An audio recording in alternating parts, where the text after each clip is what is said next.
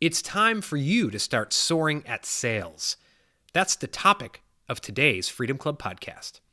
Welcome to the Freedom Club podcast, where we discover the fight for freedom, fulfillment, passion, and purpose. Your host is Kurt Mercadante, Gallup certified strengths coach, an agency founder who is dedicated to coaching individuals seeking to level up their life and their businesses. The Freedom Club is about unlocking your talents, turning them into strengths, and crushing your objectives. You can learn more at kurtmercadante.com. Welcome to the Freedom Club. And happy Wednesday, everyone. This is the Freedom Club podcast. I am your host, Kurt Mercadante, and it is getting oh so close to that day, that evening, when the jolly old man with the white beard comes to your home. So I hope you are having an incredible holiday season. I know most of you are probably starting to wind down this week for the year. I hope you have a Christmas, a New Year's. I hope you've had a Hanukkah, whatever you celebrate. I hope you've enjoyed it. I hope you were able to be present with your family, your friends, yourself. And I hope you have a wonderful new year. We're not shutting down here because we have a wonderful guest today, Claire Ansell. She is a sales expert, a trainer. She's got an incredible product, a sales planner. We talk about it today. It's only $249. And as I mentioned in this podcast, if you're struggling in your sales and you can't afford $249 to help you get on track, then you got a problem. You got bigger problems. So I met Claire at our LinkedIn local event in October. As you will hear from her accent and from her explaining, she's originally from the UK, Windsor, near London, via Texas, Houston, and now she lives here in my hometown of Charleston. She's gone through the Tony Robbins Master Trainer course. She's a big fan of the Gallup Strengths Finder program, which, as you know, I'm a Gallup certified strengths coach, but I'm more importantly a strengths nerd. It helped me get on track, helped me build my business. I've administered, over 100 Strengths Finder assessments this year. And today, Claire and I speak about sales, and she's got some golden nuggets here in terms of not just sales advice, but business advice. And she also has an interesting story about how she came to really find her purpose in life and craft her vision for what she's doing. She's just a wonderful human being. I'm happy to know her. It was an honor and privilege to have her on the podcast. Again, we live streamed this podcast within the Freedom Club community Facebook group. People were able to ask questions after the podcast was over. If you're not a member of that community and you regularly listen to this podcast, what are you waiting for? Head over to Facebook, search for the Freedom Club community, apply to join. I'd love to have you there. We're having some great discussions. We're live streaming so many of these podcast tapings. People are able to ask questions. A lot of great content, and they're wonderful people. So I urge you to join it. And by the way, I'm going to make another plug right now for my 2019 Growth Mastermind. I had 3 people today, just today, join the mastermind. So if you're a business owner who is seeking true entrepreneurial freedom, in which you're not just growing your revenue, but you're growing your business in alignment with your family and yourself. If you want that true entrepreneurial freedom and you don't quite have it yet, head over to my website, kurtmercadante.com. Apply today.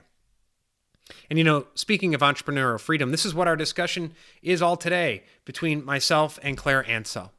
Because obviously, while entrepreneurial freedom isn't just revenue is a big part of it. And you're not going to have that entrepreneurial freedom if you don't build a business. And I'm sorry, folks, it sounds obvious, but you don't have a business if you don't have sales.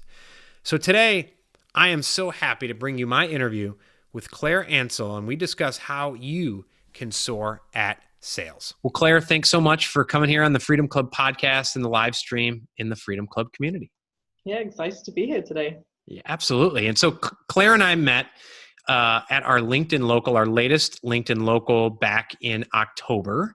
That was fabulous that you attended. And you've only been in Charleston a very short period of time, right? Yeah, it's probably about 3 months now. 3 months. Wow. Yeah, mid-August.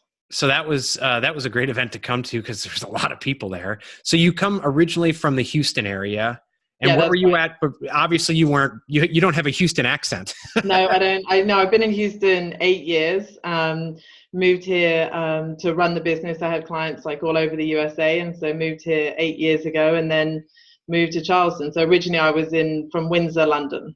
Just Okay, outside London, 45 minutes. awesome, wonderful. How do you like the U.S. compared to the I U.K.? love it. Yeah. Yeah, do you?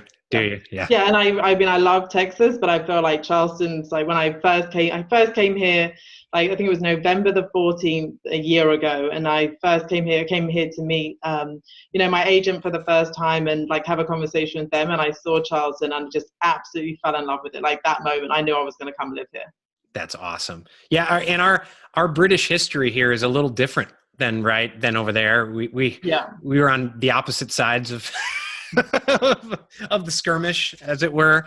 I don't know if you saw it, but we have the Revolutionary War museums here, right? And there Yeah. was the kids were given toy muskets, plastic muskets, last week at the museum, and there was a big kerfuffle because they didn't like them handing them toy guns. And so I Yeah. said, oh, yeah, we were bombing the British with confetti and fighting them with our bare hands, I guess. Yeah. So we can't teach history. So let's hop right into it. So this is the Freedom Club podcast. It's all about living a life of freedom, entrepreneurial freedom, which doesn't just mean building your business, but it's also building your business in alignment with your family, with yourself, because a lot of entrepreneurs jump into a business. They want that freedom, and Yeah. 5 years into it, they certainly don't have it. And I've been Yeah. there. A lot of people have been there. It's common. So the first question I want to ask you is that word freedom. What does it mean to you?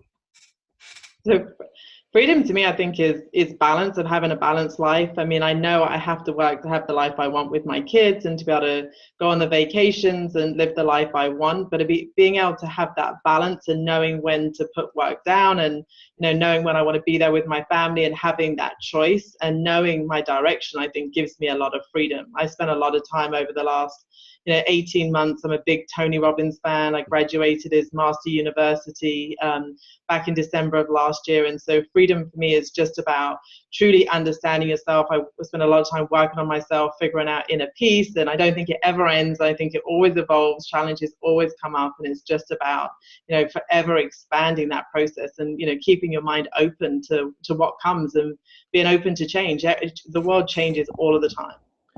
Yeah. And, you mentioned Tony Robbins, and it's funny. And a lot of people feel this way too, right? Probably because of, I don't know, either jealousy or caricatures people have made of Tony, right? I used to just not like him at all. Oh, no? And I started reading articles, and then I read his books. Then I watched the Netflix special. Oh, yeah, I did Date with Destiny. I can't get enough of like Tony Robbins. It's like amazing. And now anyone who speaks ill of him, I'm like, do you understand? Did you just read an article about him, or like, did you actually read his stuff? And there was someone at my retreat who actually came in. He was a guest presenter, and actually started talking about how the NAC model has changed his life. Yeah. And it's excellent. Yeah, I was not on this path 18 months ago to kind of launch my Claire Ansell brand. And I first went to UPW, which is its like Unleash the Power. It's like his entry event. Probably 18 months ago now. It was like in July. I went for 3 days. I really had no clue what I was going to expect.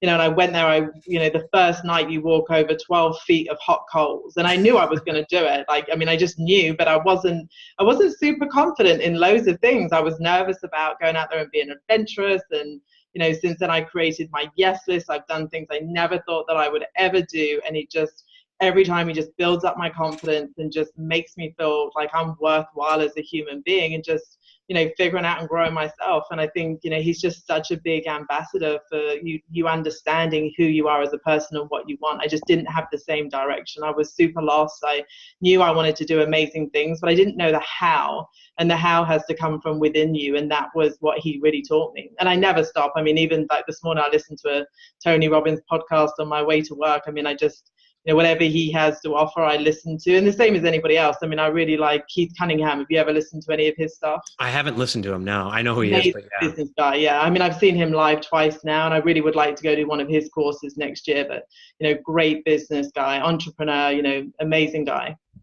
If anyone listening or watching just wants to kind of have just a real amazing experience, short of obviously attending one of his seminars, go to Netflix tonight and rent I'm Not Your Guru. And I had heard about it, and I had just read the books. I read Unleash the Power Within and what's the other one? Power, Unlimited Power. Yeah, and he has Shaken as a new book he just came out with too. Okay. Yeah, and he and you know what? 2 years ago, I listened to a Tim Ferriss podcast with him, and I was driving, and it was like a 2-hour podcast, and I listened to the whole thing, and I was just like hooked. His voice, there's something about his voice, and I made the mistake of watching I'm Not Your Guru. Like, normally I go to bed. I'm pretty strict about sleep and watching things before I go to sleep to help my sleep patterns. It was like 9 or 9:30, and I'm like, you know what? I'm not tired. I'm just going to watch this. And like, don't watch it like right before you go to bed. There was just so many amazing things. I mean, as a coach, it was amazing to watch. And you're like, gosh, can I help people like that? But then some of the people he helps had stories that are just so incredibly powerful that I couldn't sleep that night.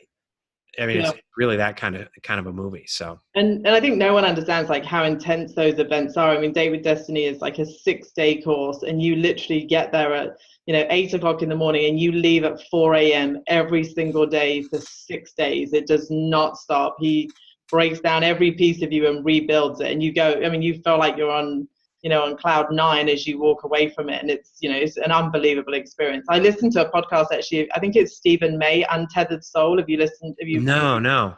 Amazing book. Another guy that he absolutely adores, and very insightful guy about how you find inner peace and understanding like what inner peace means to you, and about the, how you talk to yourself and communicate with yourself. Really interesting book. That's awesome. Don Wettrick, he commented that he likes the Netflix movie, I'm Not Your Guru, but he said that Tony drops too many F-bombs for the sake of F-bombs. And part of actually what I liked about the movie was that Tony was I didn't realize how down to earth he was in dropping F-bombs. But as someone, I watch and I listen to Gary Vee. Gary Vee's someone who I get a little annoyed with the F-bombs, and I drop F-bombs. But after listening to Gary Vee so long, like, you'd really have to drop a lot of F-bombs for me to think it's too much, because I feel like Gary Vee every other word. But Don, I hear you. But Tony has a rule on dropping the F-bomb, and so his rule is like, if he's using it to emphasize something, then that's totally fine. But he would never use it to like F-bomb at somebody, and so that's his rule. And he tells you when you go into the event, I'm just going to be who I am. I want to make sure you understand what I'm passionate about, and that's the language that I use. I think that's how you and I connected, because, I related to that. Being English, we drop the F-bomb all the time. And so it was kind of like always interesting to hear somebody else. I feel like that's part of me and who I am. Yeah. I've been known to do it. Well, we joked about it at the LinkedIn Local. And that's right. The first time I did it, because I do it. That's just who I am. And, it's funny, the complaints I got. I thanked people, because when they comment on my LinkedIn post, it shares it with their network. So thank you for sharing. So you talked about 18 months ago and the journey, kind of not sure of the direction you wanted to take. You're where you're at now, and I definitely want to get into the sales plan or what you're doing now. Yeah. But I know you've done a mission in Haiti. That's right. Pre all of that, like, how did you get to this point? How did the journey take? No one has a straight line journey. Everyone has detours. How did you get to this point?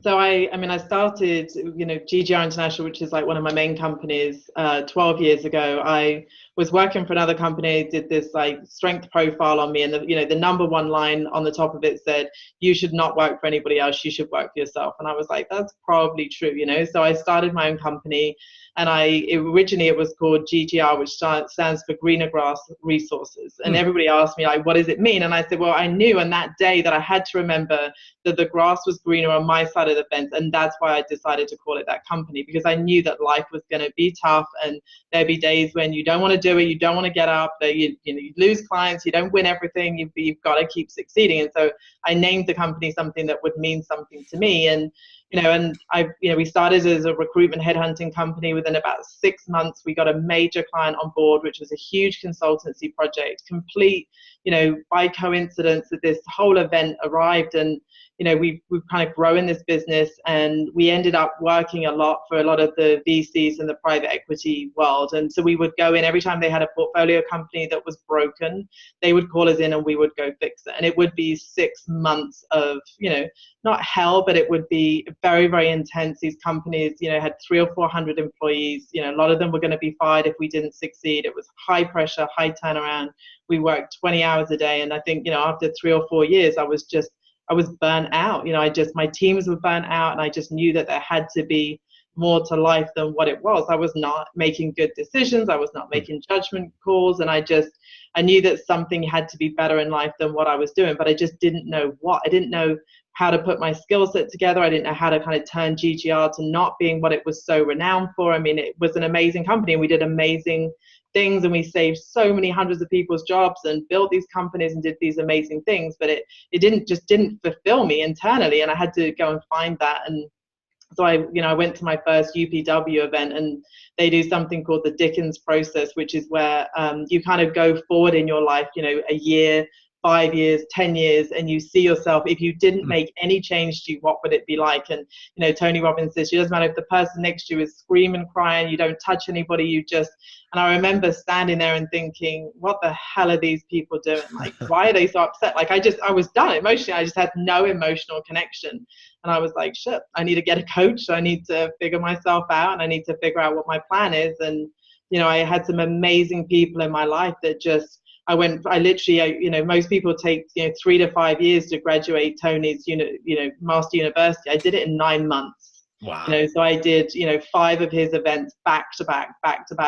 Everything I could take from anybody that could teach me something or look at myself and evaluate myself, I did. And we looked at GGR, and we rebuilt this company to be like, okay, how do we go into companies before they get broken? How do we, help these businesses? And we kind of restructured the company and restructured the people. And then, I got asked by one of my coaches, like, had I ever thought about written a book? And I said, I'd really thought about a lot, and all the projects that I've worked for, about writing a book about how to build a winning sales team. That was so big for me that these companies I just thought didn't know how to do that. And they said to me, there's got to be something that comes before that. And so we talked about how companies really need to have a sales process. And that's everything that I believe in, is about having this structure in sales. Relationships are key to everybody, but for a salesperson, if you don't have, that structure or that process, it doesn't allow you to really maximize on those relationships and understand who you're selling to.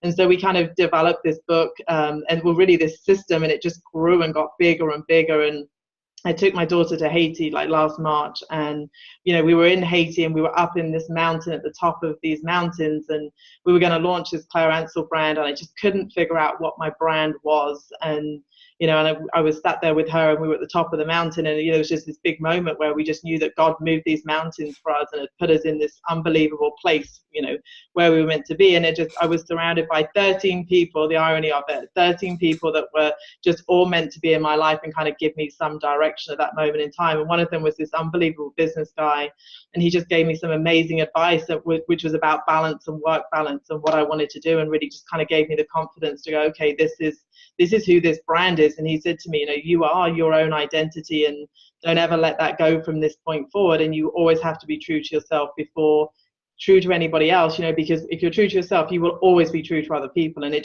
just really rang home with me. And so we kind of put the brand on hold for another like 3 or 4 months while we really developed what that brand meant. And you can see in the background there, the mountains, and there's eagles on it, and sales eagles. And so that's what we're developing, is this brand that's not just about, corporate America. It's about growing these individuals and individual people and giving credibility back to sales. And so it just kind of was this journey that just evolved to this point. It's interesting that, you talked about your physical journey to the top of the mountain and really looking at, what you wanted to do. And I find that with myself, I slip back into this, but I know a lot of people do as well, where to them, sales and their product offerings and figuring that out turns into, and it's easy for it to turn to this, well, what will people buy? And certainly that has to be a part of it, but then you craft programs that either don't get you profitability, Yep. right? Or you end up doing the types of programs, and then as an entrepreneur who's selling you hate it. You don't like doing it, but people will buy it. And then it's watered down and you could tell it's not you. And so it doesn't come across as passionate. So people don't buy it. And where's that fine line between building a brand of something that's you but also something that people will buy? Yeah. I think the fine line is really figuring out, we talked about this the other day. It's very hard when you are the brand and it's your time that is the brand, because then every minute is counted into this revenue. And so you become very limited as an individual. And so that's why it's important to kind of develop products and services that can be sold that don't necessarily involve you. I mean, somebody gave me some great advice. You build a business as if you're going to exit in the next 24 months. And you should always have that in your mind, because I think, when we're entrepreneurs and we build our own business, I can take somebody else's business and I can look at it and go, okay, I know exactly how to grow that. And then I look at my own business and I'm like, oh, it's emotional to me. This like, what about the children? Am I making the right decision? It's like, Claire, stop overthinking the process.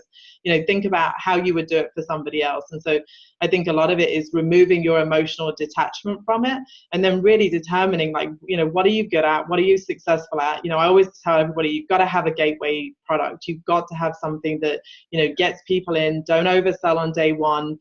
Get them in, get them to love it, deliver to them. You build that relationship of credibility and trust, and then upsell and cross-sell from that point forward. And so I think it is, looking at your products and services and figuring out, who you're selling it to and what it means to them, what value it adds to them. If, does it really add that value? What's the ROI to them? And sometimes things just mean more to us than it does to them. And we just don't figure out what our target market is or find the right people and, give it a lifetime and, or a life expectancy and say, okay, if I don't succeed this in 12 months and I've reached 100 people and I've tested it in this market, then I'm going to move to another market, or I'm going to develop another product. And I think it's all about testing things as you go through that to be able to.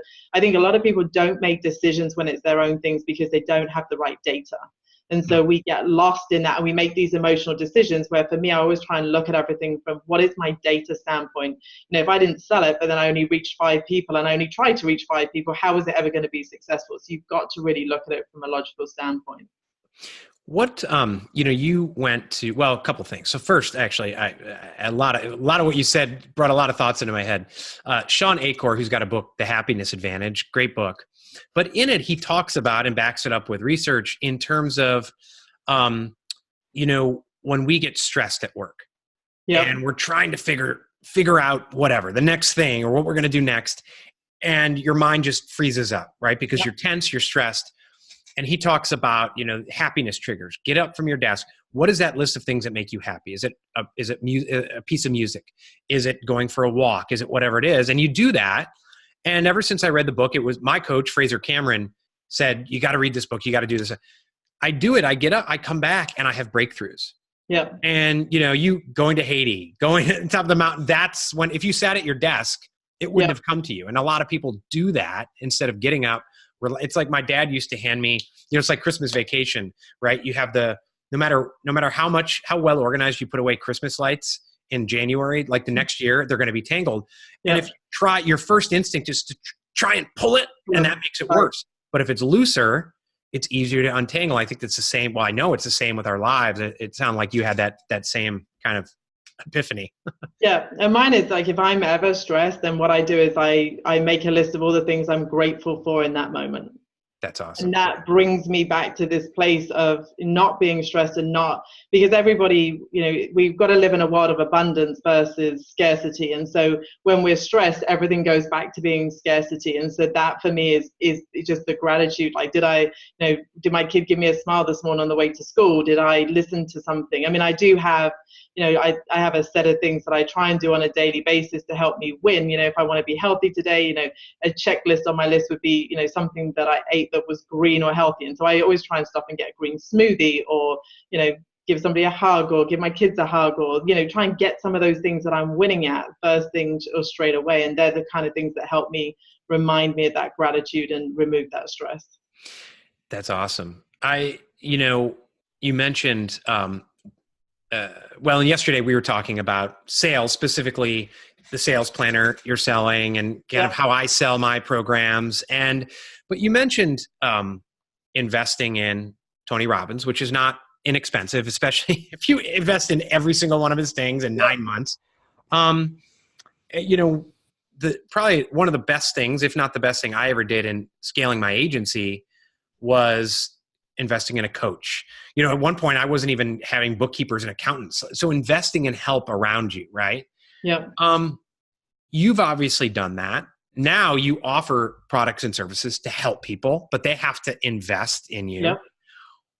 What do you tell someone who, there's people, and I guarantee you run into them too, that they come back to you time after time after time after time, and they never invest, but it's almost like they're testing the waters. And then you talk to 5 other coaches and they've called the 5 other coaches, and then they just do the rounds and they admit, I know I need help. I know I need help. All right, jump in. And then they disappear for 5 months. And then they come back and they do the rounds again. I guess, what do you say to someone like that? So me, I'm big on the tough love. I am pretty straight to the point. I think being English, that helps me with that. And so, I often ask them, what is their roadblocks? What is the thing that stops you making, what is it, lacking confidence or self-esteem? What is it that is why you don't invest in yourself? What holds you back? Do you have the money? And I kind of just go through a series of questions to them. Do you have the money? Do you have the time?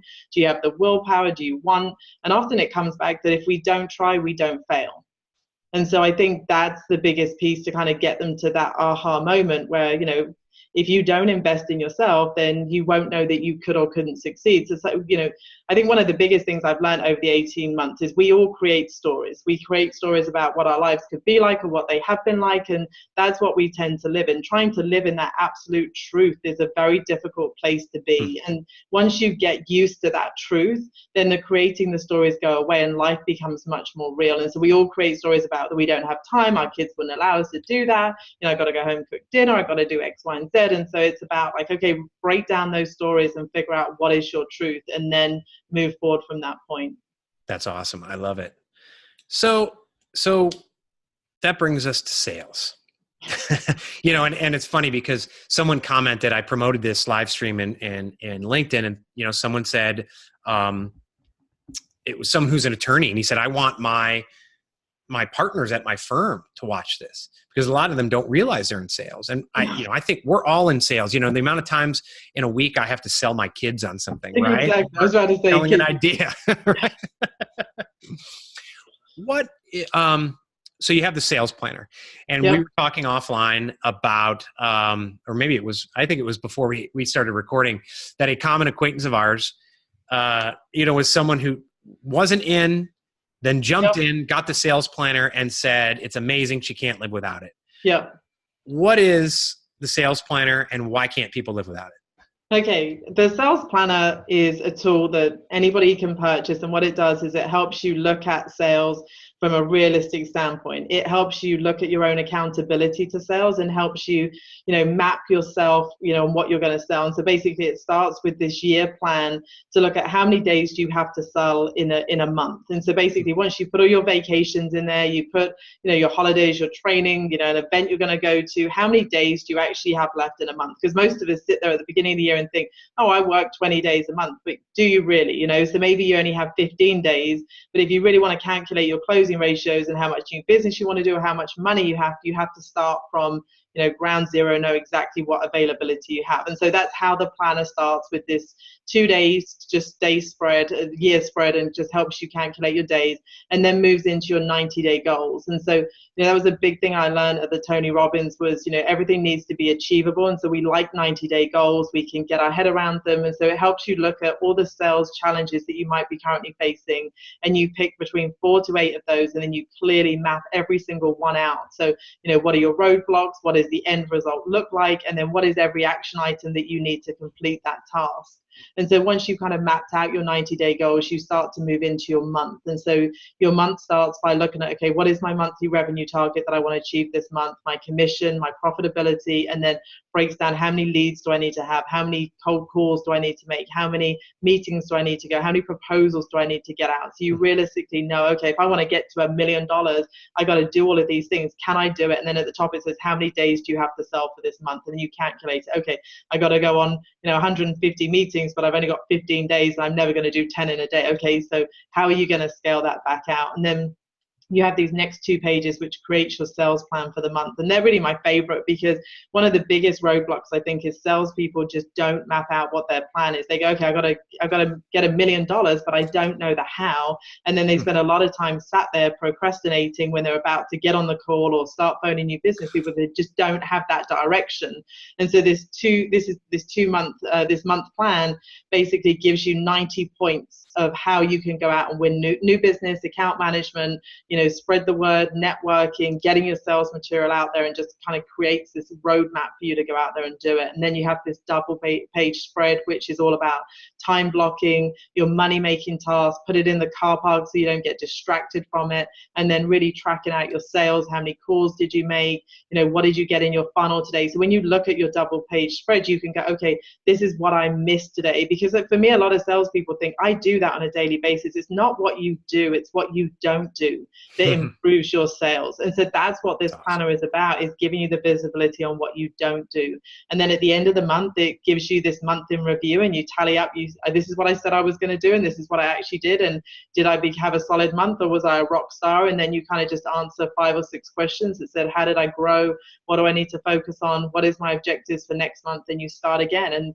it comes with this 33-day training course. So every day for 33 days, we send you a 2 or 3 minute video, because we know that creating those habits is really, really important. And then, the whole way through the planner are these QR codes. If you don't know how to do it, you can just snap a picture with your phone and you can see a video or an example page. We just removed every excuse that a salesperson might have to not use it is covered in this planner. And so, it's just an inexpensive tool to go out there and, we even down to the fact that when you purchase it, you buy these 4 quarters and we deliver them to you every quarter. So it's not like the 3 of them are sat on the shelf and you're going to lose them in a move.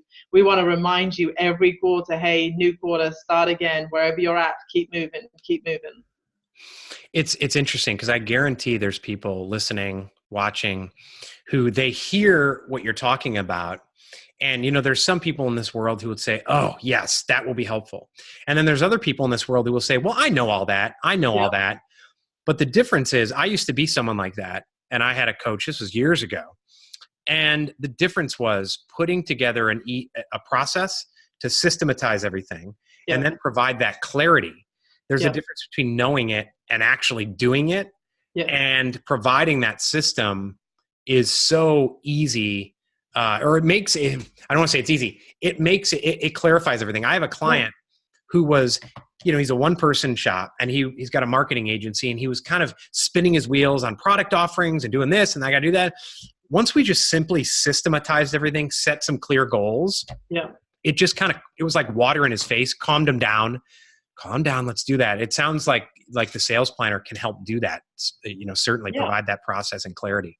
Yeah, and if you've got 10 minutes spare and you go back to your month plan and you suddenly look, okay, I got 3 check items. These are the people that I said that I was going to call. I mean, I think the thing too is that we talk about this stress. Like if you're not succeeding in the month, then once the stress starts to kick in, you don't start to think logically, and then you become desperate and you make bad decisions. And so what this does is says to you at the beginning of the month, okay, this is your number.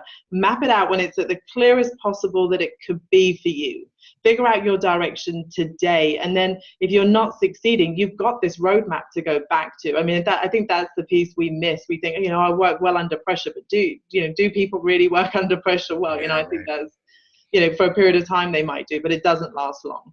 Yeah, I find there's been months where it's like, oh, I wanted to hit that goal and I got a little desperate, and my coach will say, your videos kind of suck all of a sudden. And I'm like, yeah, all right, I know. I went off message a bit. So your customer persona for selling this, the sales planner, is it, I assume, and we've talked about people who are solopreneurs, who are going to use it. What about if you're someone who's got a sales team of 4 people? Do 100%. you get everyone on the planner? Do you do a Yeah. team planner? How does that work? Yeah, so basically we have a program where, if you have a team of sales guys, you buy it for every single one of your sales guys. And then what we do is we send you emails on a daily basis on how to interact with your teams. And so we recommend that they have like a weekly review with them, and then they bring their planner, they sit down and look at their plans, and it's such a great tool for them to interact. And one of the reasons I love it so much for teams is, as sales leaders, we spend a lot of time having conversations with sales guys at such a low level. How many leads did you get today? How many calls did you make? And what this planner does is it gives that salesperson their own self accountability, and you're able to review that. But then you as a sales leader start having a much higher level conversation with these sales guys about what is the strategies for these accounts? How are you going to close them? How do I help you be more successful in your target markets? And that's the direction. We get caught up in the trees too much. And I think that's the important piece of it. So people listening, people watching, they want to come, they want this sales planner right now. Where do they go? They go to claireansell.com and you just hit the planner page and you just buy it now. And how much, what's the price point? So for the 4 quarters for the year, including the 33 days training, is $249. And that includes all your shipping. So all you got to do is make $250 and it's already paid for itself. Yeah. Which if you can't do that, yeah, you should got be deeper buying. problems. You do right? need to buy. If you can't do that, you desperately need to buy.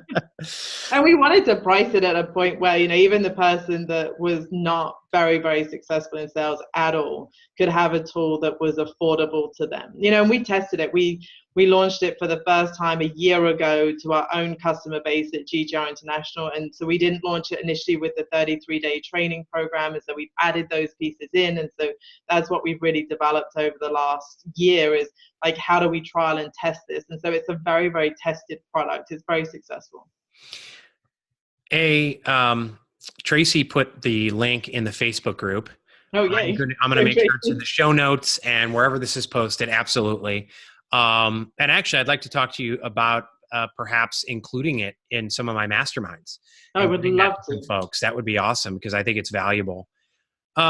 So I'm a Gallup certified strengths coach. No, me too. Well, not certified, but we use it on all of our projects. Okay, because I was going to say a birdie told me in the form of John Stroud that he thought you were certified and use it. Not certified, but I train in it all the time. Okay, awesome. So that's awesome.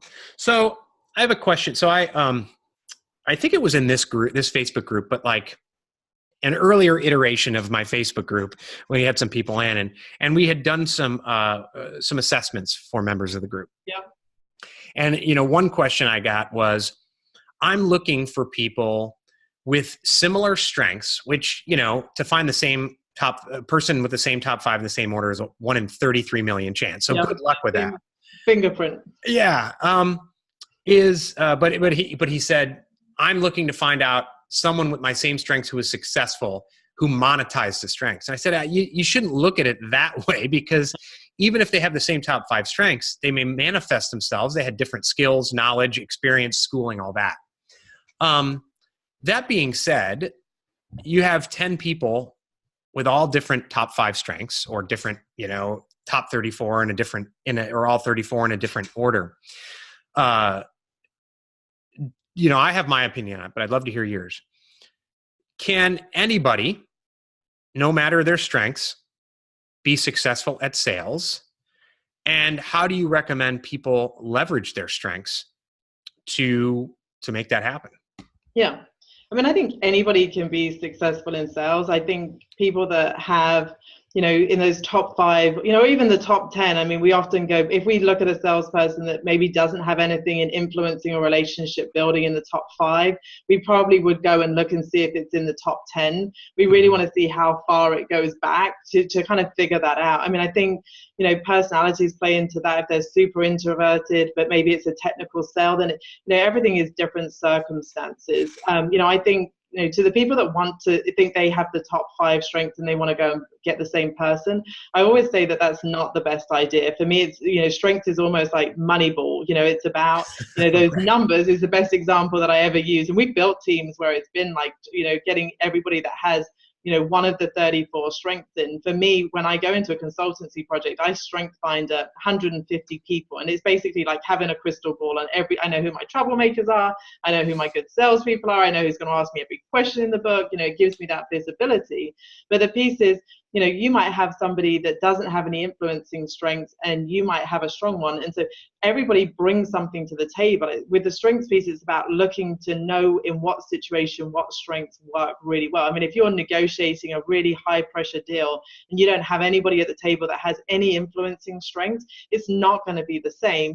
We make the mistake that, somebody might think they have influencing strengths. And I've often heard, well, I don't have it in my top 5, but I've definitely influenced people. And I always say to them, you don't influence at the same level that an influences. And so that's the important piece, I think, with the strengths.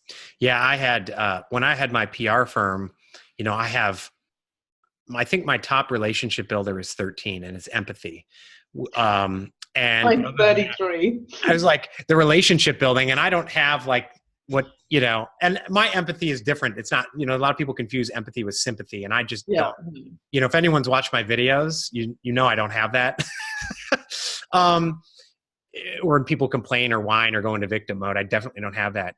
But, when I went into coaching, I was like, oh my gosh, that's like relationship building. I don't have relationship building, but I have influencing, communicating is number 6 for me. Learner is number 1. And so it's about how you can use the strengths you have too, right? To leverage them to, I say mimic, but almost, strengths innovations where you create to, where you may not have, like woo for me. I do a lot of public speaking, woo is like 33 for me. Yeah. And I have to leverage other things. I get extremely nervous when I go and speak. And so my individualization and relator is farther up. So I literally have to picture in my head that I'm speaking to one person, and I make like significant eye contact, and it takes away the fact that there's 100 people in a room or 200 people. No, I agree. I think it's all about understanding. I mean, command is like my number 2 or 3, and so the world is very, very black and white. My empathy is number 33. So it's like way at the end. But I mean, for me, when I'm working on big projects, I always have somebody that has one of those strengths that, the empathy strength is great to fill the room, to feel that room and see everybody's emotional state in it. But it's not something that you always need to make a decision. And so I have people there that support me and give me opinions in it. And so I think it's just about understanding how to use your strength. I mean, I'd love the principle of the Gallup Strength Finder in terms of, hey, if we focused on what we were really good at, then focus on what our weaknesses were, like how good would we be as people. And I think everything in life is about that. Sales is exactly the same. What is it that, if you know what your sales process is, most people don't have a written sales process. They don't know what they're going to do. And so if you know that and you know what your holes are, then it means you can go away and learn and educate yourself. And it's exactly the same as we've done. We know what strengths we have in the bottom. We know how to compensate it. And I think sales is the same for that. Paolo just commented that I do actually, Kurt, you do have empathy. You're just not mushy. Oh, there you go. I do get mushy on certain things, but so let me ask you here to wrap things up. What's the number 1 sales faux pas that you see amongst, any business owner? I think the biggest faux pas is that they believe that the relationship is king. And I think they build friendships, and they think that people that are their friends or people that they've known forever are always going to do business with them, and they become complacent to them on what the actual needs, wants, or challenges are as that customer, and we forget to ask questions. And so I think it's important to be going back and doing those discoveries with the customer that you've had for 20 years, because if you don't provide that solution to them and meet those needs in such an ever-changing world, then it becomes very difficult to retain those relationships. And you can be somebody's like best friend, but you've got to bring them value when it comes to business, and we've got to figure out the difference between the two. That's awesome. Well, Claire Ansell, go to claireansell.com. The link's in the Facebook group. It's going to be in the show notes. Get that sales planner, grab that sales planner. If you don't want to invest $249 in a sales planner and you're struggling in sales, then good luck to you, because you're not going to go very far. And thanks so much for joining us. Thank you so much. I appreciate it.